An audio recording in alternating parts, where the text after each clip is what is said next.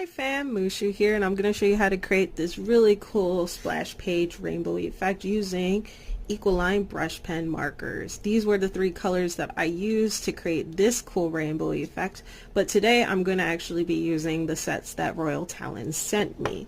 I'm going to be using the pastel Ecoline markers as well as the violet Ecoline markers, and I'm going to use them to create that cool rainbowy splash effect in my Talon's Art Creations sketchbook. It is a 94-pound sketchbook. This one is in the color of violet, I believe, and you can use it for sketching, pencil work, charcoal, chalk, graphite, crayon, ink, and watercolor. I've also used alcohol markers in one of these. The pages, when you use the alcohol markers, do bleed to the other side, but they still work really well with blending in these. So let's get to it.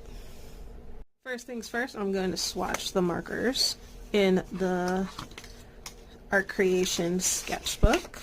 I'm going to do this in the back of the book. I don't know, I like reserving the back of my books to collaging with stickers and a couple other crazy things, but I also like to do swatches in the back of the book, so that way I could just refer to the back of it. I don't know, it's just a comfort thing for me. So let's get to it. So while swatching these markers, I did notice some of the pigment in them were a little juicier in some of the markers versus others. But sometimes when that happens, all you have to do is not hit it with as much water from the spray bottle.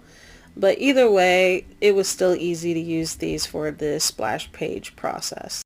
After we're done swatching our colors, next I use masking tape to cover up the areas I don't want to get painted. I started applying the colors I wanted to use on my plexiglass.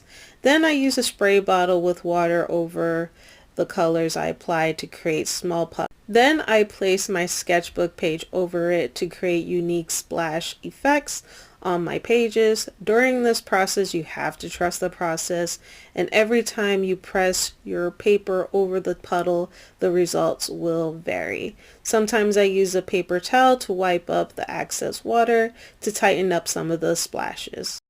I do the same thing while applying the pastel colors by masking off areas that I don't want those colors to be on, and so on. Now I'm just painting in some anime cute magical girl eyes using just the Ecoline markers, and I use some of my blush tones as well as my other colors. Then I top it off with some Amsterdam acrylic inks with pearl violet and pearl blue. And that's it. Hope you enjoyed this.